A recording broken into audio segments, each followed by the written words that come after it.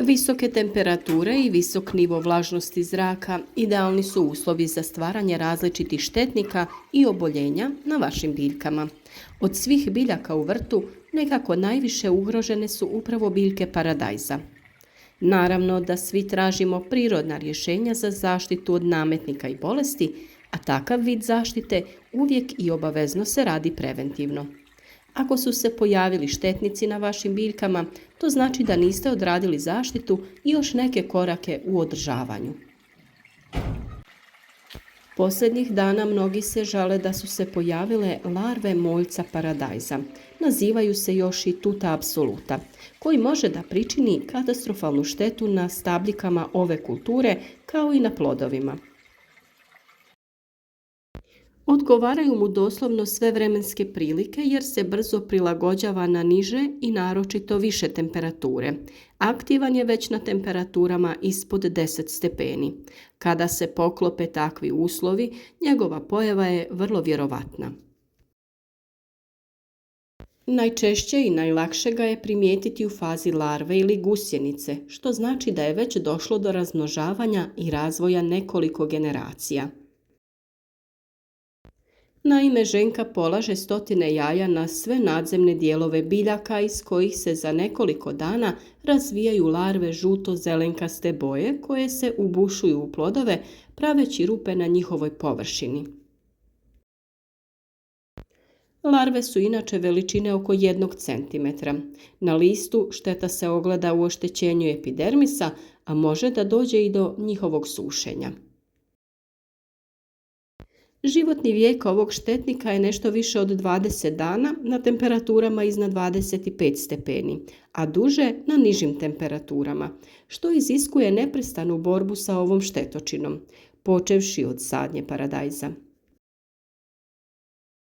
Imajući u vidu da imaju i do 15 generacija godišnje, posljednje generacije prezimljavaju u stadijumu od jaja do leptira. Prvi korak je jednostavno postavljanje ljepljivih ploča što ranije, da uočimo njihovo prisustvo, brojnost, a u konačnici smanjimo količinu štetnika. Feromonskim klopkama i ljepljivim trakama možemo da vidimo koliki je intenzitet napada, ali se već prilikom prvog uhvaćenog leptira može početi sa borbom protiv moljca. Najlakše je ako se koriste repelenti koji će da ometaju polijeganje jaja, što je također preduslov da se sa zaštitom krene preventivno od same sadnje paradajza te se redovno radi tokom sezone uzgoja. Pogotovo je to važno ukoliko ste u prethodnoj sezoni imali problem upravo sa ovim štetnikom. Što se tiče nehemijskih metoda suzbijanja, to jest onih ekoloških, najlakše je ako se koriste repelenti koji će da ometaju polaganje jaja, odnosno let ženke moljca.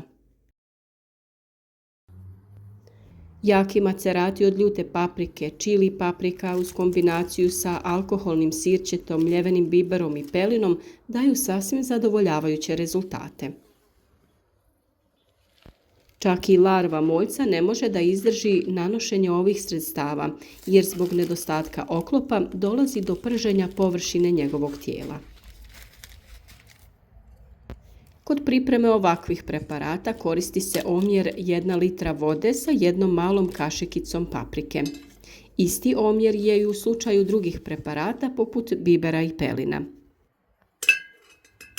Potrebno je sve dobro promiješati, ali i dobro procijediti da ne bi došlo do začepljanja dizne na prskalici. Ovaj štetnik ne može izdržati prisutnost ovih začina na svom tijelu. Kod ovakvih preparata doze se mogu slobodno određivati, što ljuće to bolje. Treba samo paziti sa octom da ne bi došlo do paleži lista biljaka. Preporučena količina jeste da u prskalicu od 10 litara vode dodate 1 litru octa, kupovnog, onog od 9% alkohola. Tu je naravno i sve poznatije nim ulje koje mnogi već koriste u borbi protiv raznih štetnika. Protiv tute apsolute nim ulje se bori na način da inhibira hranjenje ličinki i sprječava njihov razvoj. Također ometa reproduktivni ciklus moljca, smanjujući broj jaja koje ženka polaže i smanjujući stopu izliganja jaja. Nim ulje također djeluje i kao repelent, odvraćajući odrasle moljce od polaganja jaja na tretirane biljke. Uobičajeno se nim ulje koristi u koncentraciji od 0,5% do 1%, to jest od 5 do 10 ml nim ulja na 1 litru vode.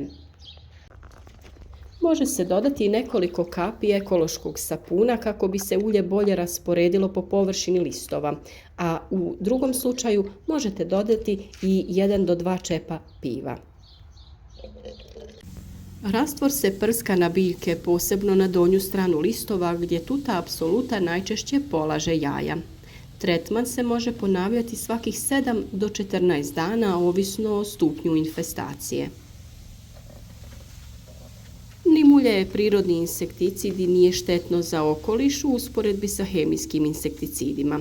Nije toksičan za ljude i korisne insekte poput oprašivača i prirodnih neprijatelja štetnika. Zbog prirode nim ulja potrebni su ponovljeni tretmani kako bi se održala njegova učinkovitost. Borba protiv moljca paradajza uopšte nije laka, jer zbog velikog broja generacija brzo stiče otpornost na aktivne materije insekticida. Ukoliko ste se ipak odlučili na njihovu primjenu, važno je da ih koristite prema uputama. Ovisno o sastavu insekticida, postoje oni koji imaju kratku karencu do 3 dana i pokazali su se kao dobri u suzbijanju štetočina, a ranije se mogu koristiti jedna sredstva sa drugim sastavom koja djeluju i na jaja štetočine. No ne bi trebalo koristiti isto sredstvo u 2 uzastopna tretmana jer se na taj način ranije stiče rezistentnost, to jest otpornost na ove aktivne materije. Inače, kada se radi o prskanju biljaka bilo sa ovakvim ili prirodnim preparatima, važno je da se to ne radi sa hladnom vodom niti u vrijeme visokih temperatura, to jest u sredini dana. Prskanje se obavlja rano ujutro ili skroz kasno u sumrak, kako bi biljke bile hladne i ne bi došlo do mogućnosti stvaranja ožegotina na listovima. Ujutro je važno da se biljke na vrijeme stignu osušiti prije nego jake sunčeve zrake mogu da ih opeku. Vrlo je važno da se pravilno odrade svi tretmani kako bi se smanjio rizik od neželjenih posljedica, jer se to često događa ako se prskanje ne odradi na pravi način, u pravom omjeru i u pravo vrijeme. Često ljudi pomisle da te stvari nisu toliko važne, pa kada se dogodi ono što ne želimo i napravimo štetu, traže savjet ili okrivljuju prirodne preparate da nisu djelotvorni. Na našem kanalu imate još mnogo savjeta za prirodnu zaštitu paradajza i drugih biljaka u vrtu, pa se nadamo da ćete malo razgledati i podržati naš rad. Ostavite like, zapratite kanal ako želite da na vrijeme dobijete sve najnovije upute o poslovima u vašem vrtu, a u komentar nam se javite, pišite vaša iskustva ili postavite pitanja ako imate neke probleme ili nedoumice u uzgoju biljaka.